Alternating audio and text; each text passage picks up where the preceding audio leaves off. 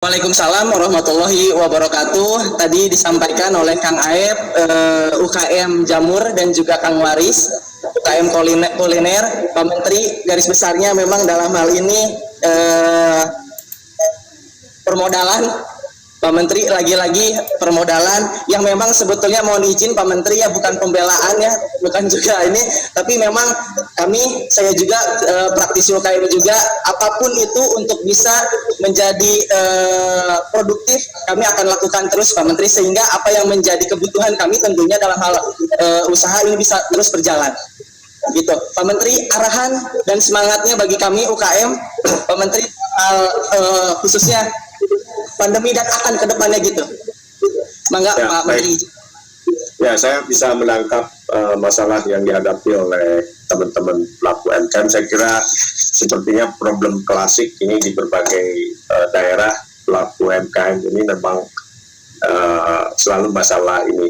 Sebenarnya bukan pembiayaan, saya kira sebenarnya sekarang banyak ya. KUR aja sekarang kan udah ada 190 triliun dengan bunga persen. Lalu juga saya kira banyak pembiayaan murah, fintech, koperasi simpan pinjam, dan lain sebagainya. Nah, yang menjadi problem kan UMKM tidak terhubung dengan ekosistem ini. Ketika melakukan usaha, bagaimana untuk meningkatkan penjualan, perlu biaya. Ini yang penting saya kira memang untuk mendesain bagaimana UMKM itu terhubung dengan supply chain, dengan ekosistem. Nah, saat ini saya kira mungkin kita harus mulai dengan pelatihan-pelatihan yang aplikatif, yang terhubung dengan ekosistem pembiayaan, marketplace, dan lain sebagainya. Termasuk ketika misalnya UMKM membutuhkan pengembangan usaha untuk naik kelas. Nah, ini memang harus terhubung semua. Nah, kebanyakan saya kira memang UMKM dibiarkan bekerja sendiri. Kalau dalam bahasa usaha kan UMKM usaha maneh, kumaha maneh ya. Jadi gitu. Jadi dibiarkan begitu. Nah, kita ini memang harus kerjasama. Ini ada 64 juta pelaku usaha, ini tidak mudah. Kita harus dorong UMKM pada di sentra-sentra produksi. Kita harus dorong. Kalau perlu kita bisa bikin kawasan khusus, kawasan berikat untuk produk UMKM. Sehingga kita punya playing field yang sama dengan infrastruktur yang diberikan pemerintah terhadap usaha besar. Nah, ini saya kira penting pemerintah daerah untuk membuat sentra-sentra produksi ini. Saya kira seperti itu. Nanti mungkin Pak Edi bisa menjelaskan. Kalau sekarang kan selama COVID-19, saya kira tadi sudah ada stimulus pembiayaan ya. Dan kita ingin pastikan bank pelaksana, karena kita dalam pelaksanaannya kan lewat pembiayaan ini, lewat perbankan dan lembaga pembiayaan lainnya. Nah, nanti ini saya kira sudah ada edaran dari OJK kepada bank pelaksana. Jadi tolong juga nanti update dan juga pelaku-pelaku UKM di berbagai daerah untuk memastikan kebijakan pemerintah yang sudah ditetapkan ini bisa jalan. Karena saya khawatirkan bank pelaksananya ogah-ogahan juga. Gitu ya. Jadi ini saya kira penting kita sama-sama monitoring dan evaluasi. Memang harus diakui sekarang ini kita kesulitan untuk melakukan pendataan di UMKM karena sumber pembiayaan UMKM ini channelingnya banyak. Ya. Saat ini alhamdulillah sudah ada 60 juta UMKM yang sudah terhubung ke lembaga pembiayaan, termasuk perbankan, BPR, BPRS, termasuk juga saya kira beberapa pembiayaan yang dimiliki oleh pemerintah daerah.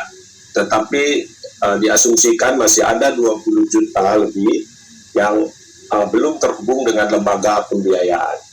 Nah, sekarang saya kira dengan kebijakan baru Ya, kita lagi dorong semua yang membutuhkan pembiayaan supaya masuk ke lembaga pembiayaan formal. Dengan begitu nanti bisa kita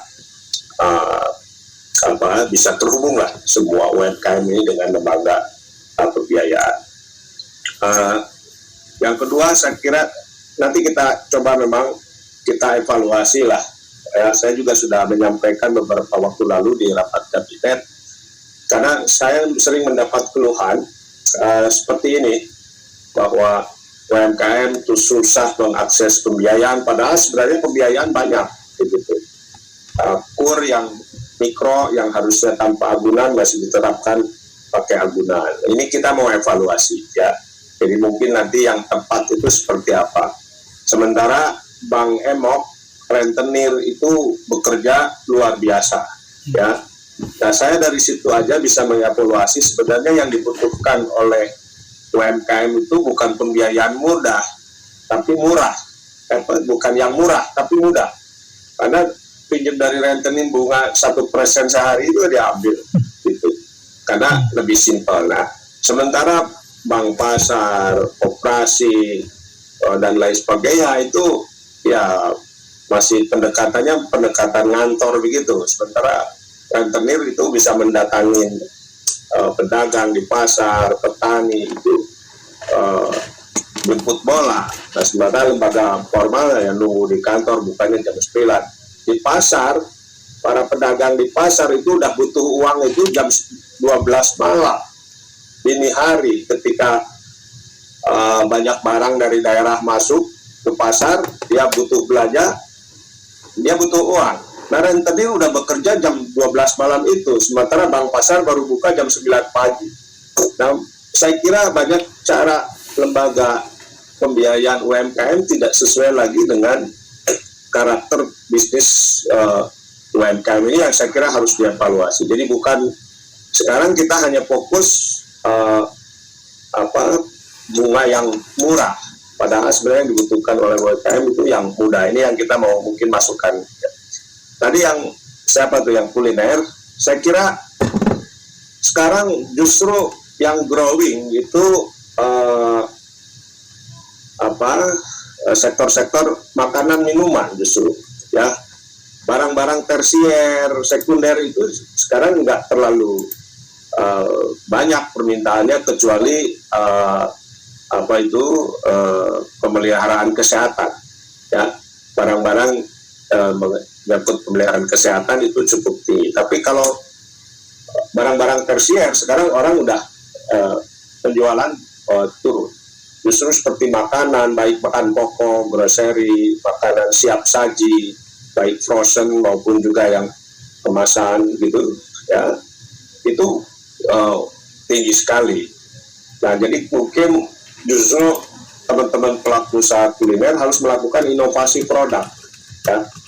Kami di Smesco saya kira ada program kakak asuh, ya, untuk kuliner. Nanti coba diakses materi-materi kita, bagaimana melakukan adaptasi, inovasi produk untuk menghadapi COVID-19 ini. Karena ini penting, karena kemungkinan kan meskipun nanti COVID-19 sudah bisa kita atasi, PSBB kita relaksasi, kemungkinan perilaku konsumen itu memang berubah, ya. Belanja di online itu akan jadi satu kultur baru yang ini harus direspon oleh strategi bisnis dari UMKM. Saya mohon maaf, saya nggak bisa terus, ya, karena saya masih ada meeting lain. Bersama Bapak Ibu saya kira ada deputi kami Pak Edi Satria, yang saya kira paham betul cara teknis. Sekali lagi saya mohon maaf, terima kasih sudah bisa gabung. Nanti kita coba beberapa aspirasi yang tadi muncul, kita coba rumuskan dalam bentuk kebijakan perubahan untuk perbaikan UMKM ke depan. Itu saja mungkin. Assalamualaikum warahmatullahi wabarakatuh. Atur nuhun, dasar daerah. Waalaikumsalam warahmatullahi wabarakatuh. Terima kasih Pak Menteri, sehat selalu dan mudah-mudahan Pak Dr. Andes Teten selalu senantiasa diberikan kekuatan dan juga selalu menyemangati kami para pelaku usaha koperasi dan juga pendamping juga. Terima kasih Pak Menteri. Amin, amin, Pak.